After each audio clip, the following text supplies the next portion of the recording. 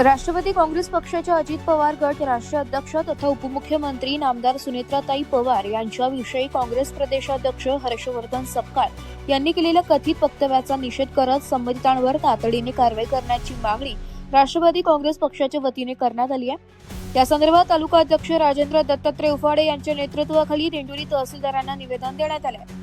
निवेदनात म्हटले की उपमुख्यमंत्री सुनेत्राताई पवार यांच्याविषयी करण्यात आलेले वक्तव्य हे महिलांचा अपमान करणारे असून ते अत्यंत निषेधार्ह आहे। अशा प्रकारच्या बेताल वक्तव्यांमुळे राजकीय वातावरण दूषित होत असून संबंधितांवर तातडीने योग्य ती कारवाई करण्यात यावी अशी मागणी करण्यात आली आहे।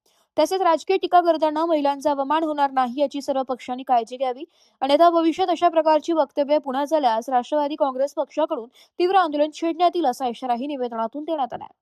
यावेळी गणपतराव गंगाधर पाटील, बाळकृष्ण पोपटराव जाधव, विलासगड, मनोज मोहनलाल शर्मा, विष्णुपंत पुंडलिकराव पाटील, विनोद प्रतापराव देशमुख, मधुकर खंडेराव बोरस्ते, रमेश निवृत्ती बोरस्ते, प्रकाश बाळकृष्ण शिंदे, कैलास बाबुराव मवाळ, विक्रम रमेश मवाळ, लता रमेश बोरसे, कृष्णा रामदास मातेरे, ओम रणजितराजे, अनिकेत रमेश बोरस्ते, विलासराव नामदेव कड, मंगेश साहेबराव घोलप, प्रतीक मधु नाना जाधव, शैलाताई उफाडे, जमील भाई शेख, ऋषिकेश देशमुख, दुर्गेश चितोडे, विजू आप्पा बर्डे, जमीर शेख, जितू तामचीकर यांच्यासह पक्षाचे पदाधिकारी कार्यकर्ते उपस्थित होते।